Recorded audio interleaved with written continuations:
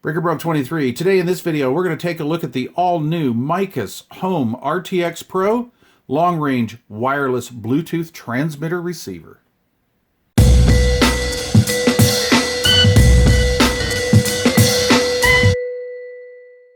All right, well, here it is, the long-awaited Home RTX Pro Bluetooth transmitter receiver, and I actually call them transceivers. That's kind of what we call a transmitter and receiver in the radio game. So anyway, in the box comes a nice USB-C cord, optical cord with dust caps, nice little AC wall adapter, 3.5 millimeter to 3.5 millimeter auxiliary cord. We have an HDMI cable, pretty stout cable too. I really like that. And then of course we have the long range, they call it a dipole antenna. I used to call these rubber duckies, but it's just your standard Bluetooth antenna with the proper SMA connector in there. I really like that. On the back of the device, this is really where all the fun happens. Okay, so this is your input side. This is the output. So what we're going to have is we're going to have HDMI input, optical input, analog input. Now this is 3.5 millimeter auxiliary. However, you can use 3.5 millimeter to RCA if you have to do that. USB-C input. This is for charge only. We have our antenna connector on the back and our switch for HDMI and optical as far as pass-through goes. I'll get into that in a minute. And then we have over here analog audio out, optical out, and HDMI pass-through. Okay, on the top of the device, it's a really sleek, clean look, and I'll change the lighting and we'll get into the operation of this, but I really like the clean look.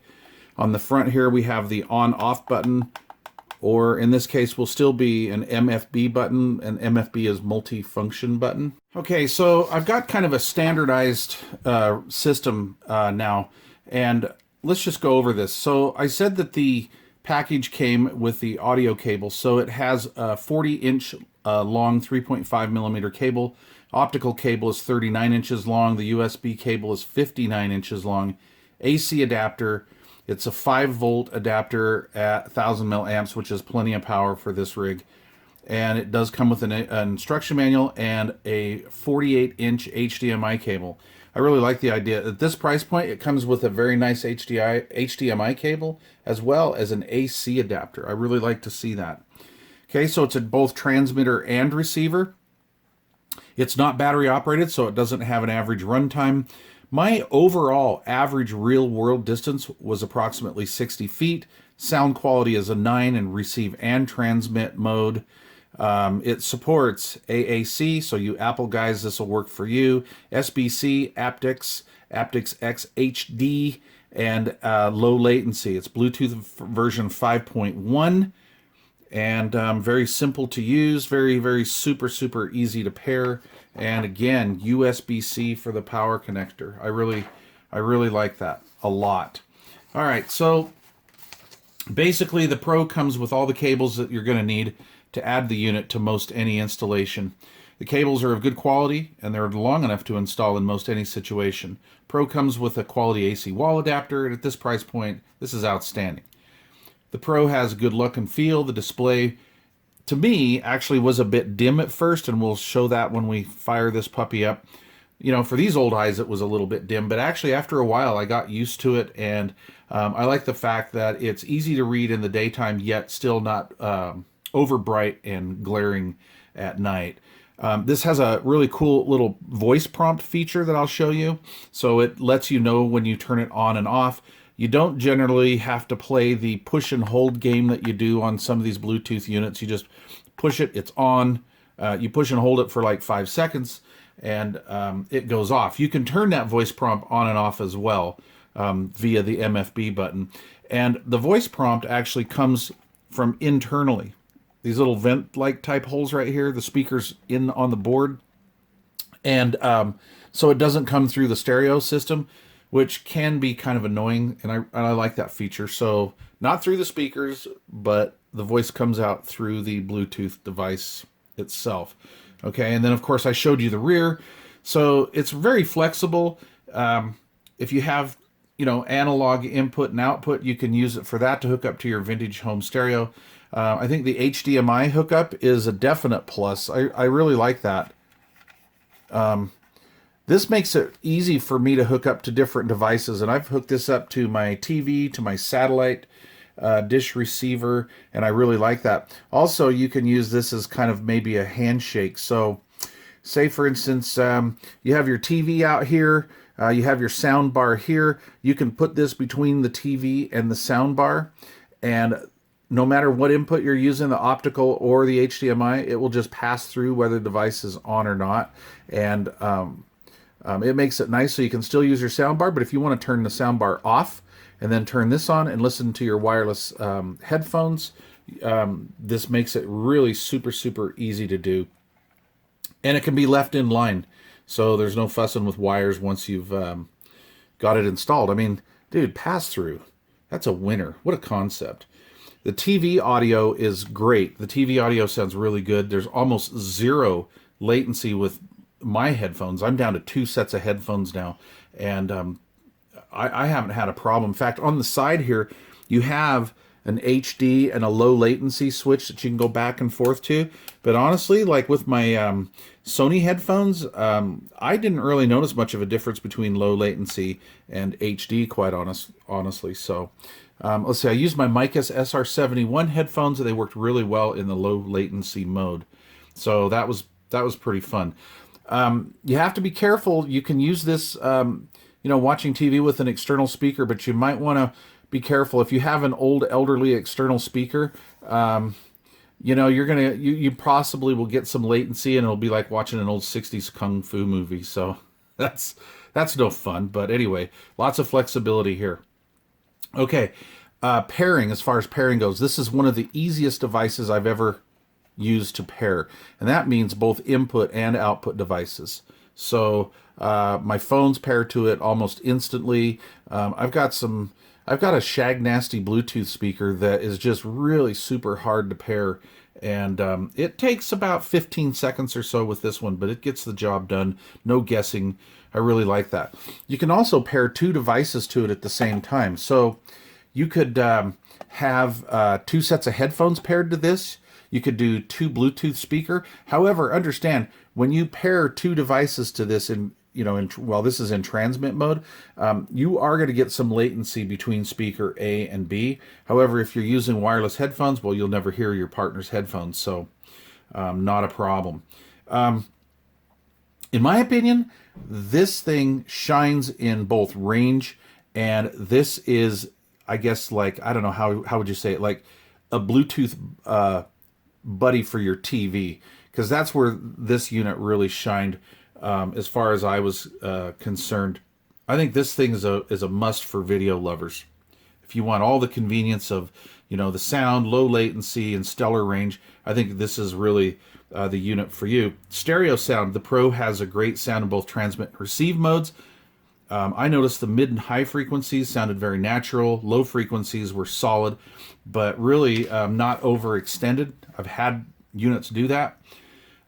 This would make a great plus to, you know, basically any modern or vintage stereo receiver.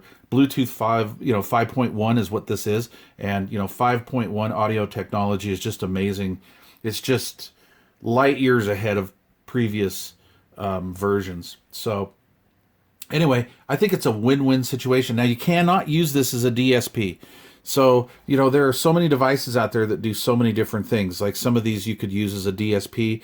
This is not that. This is a dedicated transmit and receiver for Bluetooth only. So I guess what I mean by using this as a DAC, you could not plug your TV into one of these inputs and then use the audio output for your stereo receiver. You know, that's just not going to happen. However, if your TV has optical, or your stereo receiver, I'm sorry, has optical input or HDMI, then you can use this device to, you know, link them together, handshake them together, and then keep the low latency Bluetooth unit just in line. So I really ran this unit through its paces. I love the range on it. Let's see here. I've got a new range sheet. So what I'm doing is I've had a lot of viewers ask me, you know, can you do another range test? Because I like to do range tests. I'm kind of a radio nerd, and you know, Bluetooth is radio, really. So I came up with a standardized range test. This is how I test all of my devices. Here's a basic drawing of my house. It's about 59, 60 feet overall. Outside dimensions, it's, you know, 61-ish or something. Inside dimensions are here. And what I usually do is, because I use this as a Bluetooth transmitter and receiver for my testing. So back here where I'm filming in my radio room, I have a test bench. I have a certain place I really put all of my devices. And this is back up here in the northwest corner, up on a little shelf. Now, it's not really high. It's just maybe 10 or 12 inches above desk level. So I'm not cheating, like putting it way up in the air or something to try to get it out. And what I do is I grab my trusty test speaker, which is a JBL Flip 5 currently. And so when I put the Miccus in transmit mode, I can go through all of these walls here. So I have a closet. Generally, the doors are closed. And then we have a stairwell with walls on both sides. We have cabinets with pots and pans in there, so that's a little bit of a hindrance. Goes all the way through the kitchen, all the way into my front room, all the way through my garage. And I can go about 20 feet outside into my property. So I can go kind of out here, which is really good because a lot of my transmitters that I test usually barely make it to about the front room. And I'll have a couple that maybe will go out to just to this wall here in the garage. So the Miccus just kind of goes a little further. And that is using the factory antenna that comes with it. And I've done some testing with a high gain antenna, and I'll make a video on that and I'll show you guys. Okay, now using the RTX Pro as a receiver. I have it set up here in my home audio system, right here in my little home audio area where my receiver is. And I have it sitting on top of a metal receiver, okay? And what I do is I take a couple phones. I have an iPhone and an old Galaxy S7, all right? And what I do is I pair the phones to the device, and then I walk throughout the house to see where it cuts out, okay? Now, being in this location, some of the older Bluetooth devices that I've tested out usually start cutting out right here, right about here in the hallway. All right, most of these new Bluetooth 5.1 devices, it will at least get me into this front bedroom right here and get me to about where the iPhone reaches. And that's pretty average with the new Bluetooth 5.0 and 5.1 technology. My S7 goes out a little bit further. So what I'm trying to really illustrate here is, here again, I'm going through my front room, through another wall, through the dining room, through another double wall here, through a bathroom, through cabinets, through another bathroom, closet, etc., etc. And this is my real world test zone. So I'm getting in receive range about 48 foot of real world range, and in transmit mode, being back up here again, I'm getting approximately 80 feet. So stay tuned to this channel because we're going to do some open air testing. I did some open air testing back a couple years ago, and what was it? The Miccus, let's see, the Miccus RTX 2.0. I believe I got around 411 feet on that as a maximum distance. So I am sure that puppy's going to go at least that. All right, so I'm going to make this short. What I'm going to do is I'm going to give you guys more information. I'm just I scanned in the instruction manual, so stay tuned at the very end of this video. We'll go over that. So, you know, this is a great unit. Overall, I'm really liking it. I'm going to give this 2 thumbs up. However, nothing's perfect, so I would like to kind of tell you a couple things that kind of, you know, I noticed. And so what we have here is on the rear, we have, now bear with me here because I'm kind of doing this on the fly. Okay, we have our USB-C connector, our power plug, okay? Right here. Okay? And let's see here, where is that? The 3.5 millimeter analog cable that goes into it is kind of a skinny type unit, and it plugs in there just fine. and you've got plenty of room between them. Let's see if the white shows between them. There we go. See that? Okay. But you might want to be careful, because if you say use a 3.5 millimeter to RCA adapter, and by the way, use this style. I'll leave a link to one of these down below. You need to be careful, because this is a little bit pudgier right here, let's say. And so when you go to plug them in, see, that can be a little close. You see the daylight disappeared, right? Okay, so you might want to watch that. Be mindful of that. I had another aftermarket cable here that worked really well, and I'll try to find a link for this. This is a decent aftermarket cable, and it just plugs in like so, and then you have, see that space between there. Not a big deal. I mean, not a big deal at all. And because this rig is so compact, I think these are just the things that you're going to just possibly run into. I think I would like to see the output, the audio, analog audio output on the 3.5 millimeter, maybe just a little bit higher, a tad higher. Some of the dedicated receivers have a full 2 volts output, and I'm going to assume this is probably around 1.5 volt output, maybe 1 3/4 volt output. It's just a hair lower analog output than some of the other units that are out there on the market. But really, in these multi-mode units, I do see this a lot, and I think it's pretty common of probably whatever chipset that most of these guys are using. Now, that being said, the transmit audio for headphones and Bluetooth speakers are up there with all the other devices that I have. So that slightly, and I say slightly lower audio output is just on the auxiliary output right here. So there you go. All right, well, we'll wrap this video up.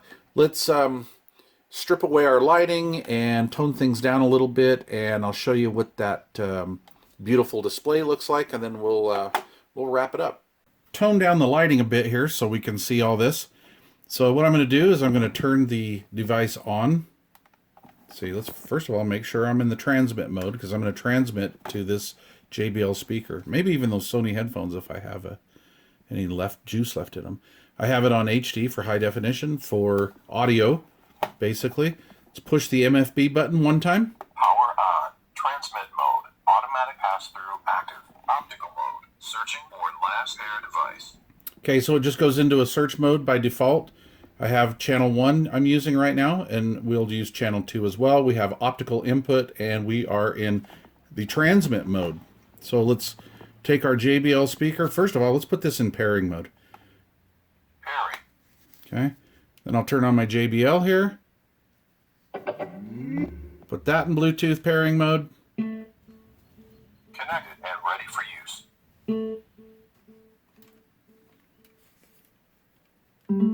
Awesome. Isn't that awesome? All right, so now I've got my Sony headphones here, and I don't know the number of these, but these are MDR XB650BTs, and I like them. And these can be a little interesting to pair up with some devices.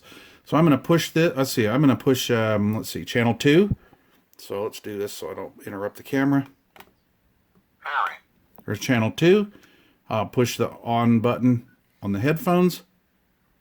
Push to hold it till they click, till they beep. There they go.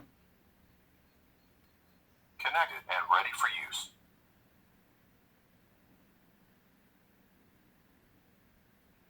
There we go. So we are done. That is very simple. Very, very simple. I really like that. All right, Miccus, you guys did a good job. Okay, everybody, thanks for watching. Please don't forget to subscribe, leave questions or comments down below.